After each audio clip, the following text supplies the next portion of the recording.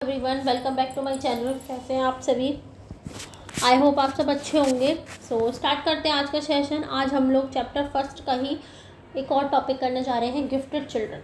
ठीक है, इसके बाद 2 टॉपिक और हैं, आपका चैप्टर कंप्लीट हो जाएगा। ठीक है, तो हम पढ़ते हैं आज गिफ्टेड चिल्ड्रन के बारे में। ये बच्चे वो होते हैं जो बहुत ज़्यादा एडवांस होते हैं। एक तो बैकवर्ड बच्चे थे, जो जिस क्लास में वो प्रेजेंट में है उससे पहले क्लास का भी उनको कंटेंट नहीं पता था। ये वो बच्चे होते हैं जो अपने से एक आध क्लास आगे का भी इन बच्चों को पता होता है। ठीक है, ये बहुत ही ज़्यादा इंटेलिजेंट होते हैं। ठीक है, बहुत ज़्यादा सुपीरियर होते हैं। ठीक है ना।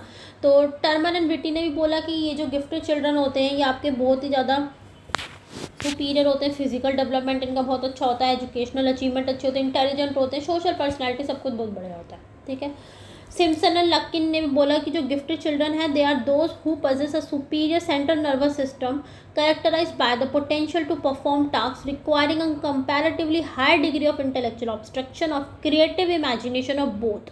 ठीक है, कि ये जो बच्चे होते हैं इनका जो IQ लेवल होता है ये बहुत ही ज़्यादा हाई होता है। ये जिस क्लास में हैं उससे भी अपनी आगे की एक आध क्लास तक का कंटेंट इनको पता होता है, बहुत ही ज़्यादा सुपीरियर होते हैं टॉपिक्स में। The term gifted has been applied to every child who in his group is superior in some ability which may make him an outstanding contribution of the welfare and the quality living in the society। ठीक है ना, contribution बहुत outstanding होता है, कुछ ऐसी abilities होती हैं इन बच्चों में जिसकी वजह से इनका IQ लेवल बहुत ही अच्छा होता है, बहुत सुपीरियर होते हैं हर चीज़ में। ठीक है, कैरेक्टरिस्टिक्स की बात करते हैं गिफ्टेड चिल्ड्रन की, तो बहुत ही ज़्यादा आउटस्टैंडिंग परफॉर्मेंस होती है इनकी, किसी भी टास्क को ले लो आप। ठीक है, सुपीरियर सेंट्रल नर्वस सिस्टम होता है, इंटेलेक्चुअल लेवल बहुत अच्छा होता है, क्रिएटिविटी इमेजिनेशन पावर बहुत अच्छी होती है। जो गिफ्टेड बच्चे होते हैं आउटस्टैंडिंग कंट्रीब्यूशन होता है इनका to the welfare of the society में। ठीक है ना, क्वालिटी एंड लिविंग में। गिफ्टेड चिल्ड्रन जो होते हैं इनका आइडियंशियल लेवल मतलब कि वो भी बहुत अच्छा होता है, एक इवैल्यूएट थिंकिंग कर पाते हैं, थिंकिंग रीजनिंग लेवल सब बहुत अच्छा होता है। प्रॉब्लम सॉल्वर होते हैं, इनोवेटर भी होते हैं, इवैल्यूएटर भी होते हैं of culture and educational experiences. ठीक है, तो बेसिक सी बात इतनी है कि ये जो बच्चे होते हैं वो बहुत ही ज़्यादा सुपीरियर होते हैं। बच्चों का IQ लेवल बहुत अच्छा होता है, रीजनिंग थिंकिंग एबिलिटीज बहुत अच्छी होती है, क्रिएटिव इमेजिनेशन पावर बहुत अच्छी होती है। इनका जो सेंट्रल नर्वस सिस्टम होता है वो बहुत ही सुपीरियर होता है। ठीक है ना, और दे अपना एक आउटस्टैंडिंग कंट्रीब्यूशन देते हैं to the welfare of the society. ठीक है,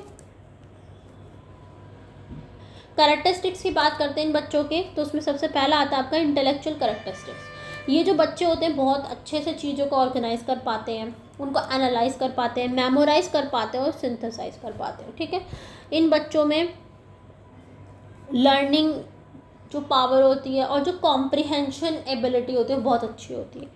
ठीक है ना, quick and clear self expressions, abstract thinking में बहुत अच्छे होते हैं ये बच्चे, और इनका जो इनसाइट पावर होती है वो भी बहुत अच्छी होती है, मतलब अंतर शक्ति एक तरीके से। ठीक है, इमेजिनेशन पावर बहुत अच्छी होती है, अंडरस्टैंडिंग लेवल बहुत अच्छा होता है, कॉम्प्रिहेंशन पावर बहुत अच्छी होती है, वोकैबुलरी अच्छा, मतलब जितनी भी अच्छी अच्छी क्वालिटी हो सब इसमें डाल दो। ठीक है ना, कीन एंड एक्यूरेट ऑब्जर्वेशन पावर बहुत एक्यूरेट होती है, बहुत ज़्यादा क्यूरियस होते हैं ये बच्चे हर चीज़ को जानने के लिए। ठीक है ना, ब्रॉड स्पैन ऑफ अटेंशन बहुत अच्छा होता है इनका, IQ लेवल इनका 125 से ऊपर होता है। जनरल नॉलेज में, साइंस मैथमेटिक्स में भी ये बच्चे अच्छे होते हैं। ठीक है, पर्सनालिटी कैरेक्टरिस्टिक्स की अगर हम बात करें तो प्लानिंग कैपेसिटी इनकी बहुत अच्छी होती है, चीज़ों को बहुत अच्छे से प्लान कर पाते हैं। ठीक है ना, बोर्डम फील करते हैं क्लास में भाई, क्योंकि मान लो बच्चा है 8th क्लास में है और गिफ्टेड चिल्ड्रन है, बहुत ही इंटेलिजेंट है, उसको आता है 10th क्लास तक का भी, तो 8th क्लास में जो पढ़ाएंगे तो उसको बोर ही फील होगा उसको भी, है ना। सुपीरियर पर्सनैलिटी होती है, हायर एज और जो बड़ी बड़ी क्लासेस के बच्चे होते हैं उनके साथ इन बच्चों की फ्रेंडशिप होती है, सिंसियर होते हैं, ड्यूटीफुल होते हैं, है ना, अचीवर्स होते हैं बहुत अच्छे क्लास में, हायर अचीवर्स होते हैं क्योंकि आता ही है सब कुछ तो फिर टॉप ही करेंगे हमेशा, पार्टिसिपेट करते हैं हर चीज़ में एक्टिवली। ठीक है ना, समटाइम्स इमोशनल अनस्टेबिलिटी भी वो शो कर देते हैं, क्योंकि ये थोड़ा क्लास में बोर्डम फील करने लगते हैं, अपनी क्लास के बच्चों के साथ इनका इंटरेक्शन ही नहीं हो पाता है, तो इनका जो इंटरेक्शन है वो हायर क्लासेस के बच्चों के साथ होता है। ठीक है ना, और फिजिकल हेल्थ भी इन बच्चों की काफ़ी अच्छी होती है। सोशल कैरेक्टरिस्टिक्स की बात करते हैं, सोशली मैच्योर होते हैं ये बच्चे काफ़ी।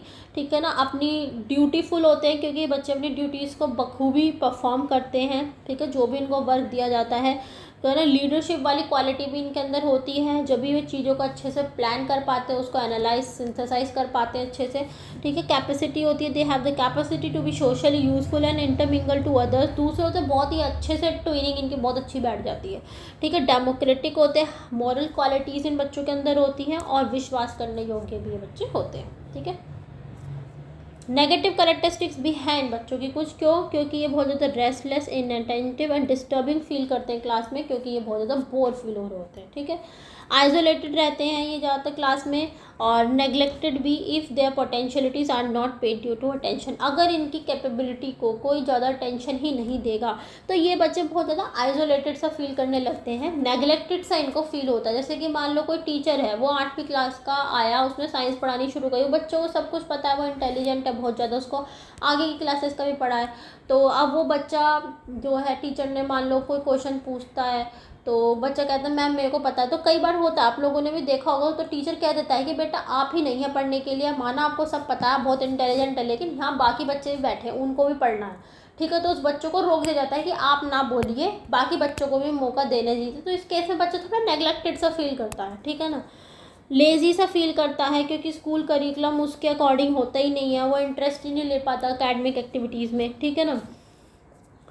क्लास वर्क में भी वो इतना इंटरेस्टेड नहीं होता, क्योंकि उसको सब कुछ आता है, उसके लिए तो वो जैसे हमारे लिए, जैसे छोटे बच्चे के लिए ABCD, हमारे लिए ABCD है ना, तो हमारे लिए ABCD देखो कितनी आसान है, छोटे बच्चों को ABCD कितनी मुश्किल है।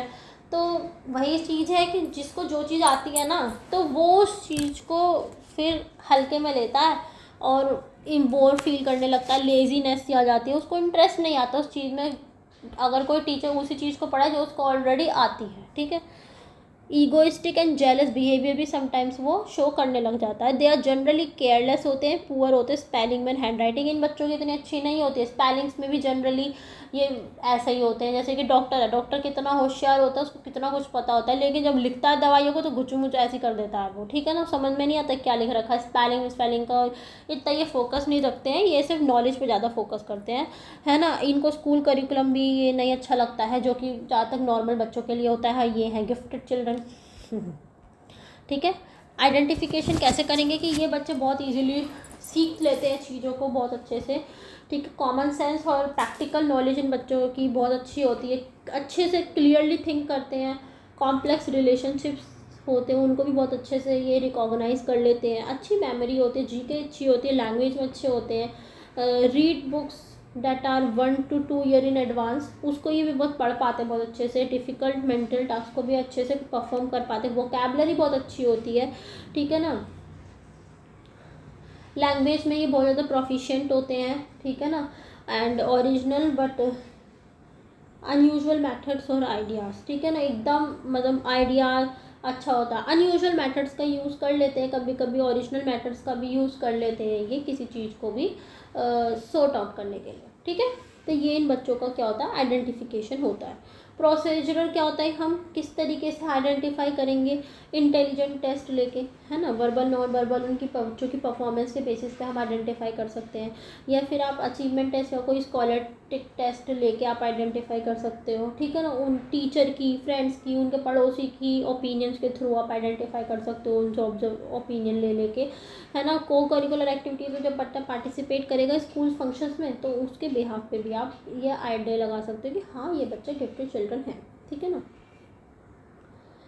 प्रॉब्लम्स क्या आती हैं इन बच्चों के साथ कि ये फैमिली में, स्कूल में, सोसाइटी में एडजस्ट नहीं कर पाते, क्योंकि सब कुछ इनके लिए आता हुआ सा होता है, वो इनको बहुत ही बोर्डम फील करवाता है, ठीक है। Sometimes they feel themselves as rejected, ठीक है ना, आइसोलेटेड भी फील करते हैं कभी कभी ये, कि दे कैसे कहते हैं तुझे तो सब आता है, अरे तुझसे तो क्या ही पूछना है बस, तो उसको थोड़ा नेग्लेक्टेड सा फील होता है, ठीक है। इन्फीरियरिटी कॉम्प्लेक्स भी इन बच्चों में कभी कभी डेवलप हो जाता है, इनसिक्योरिटी इन बच्चों में डेवलप हो जाती है।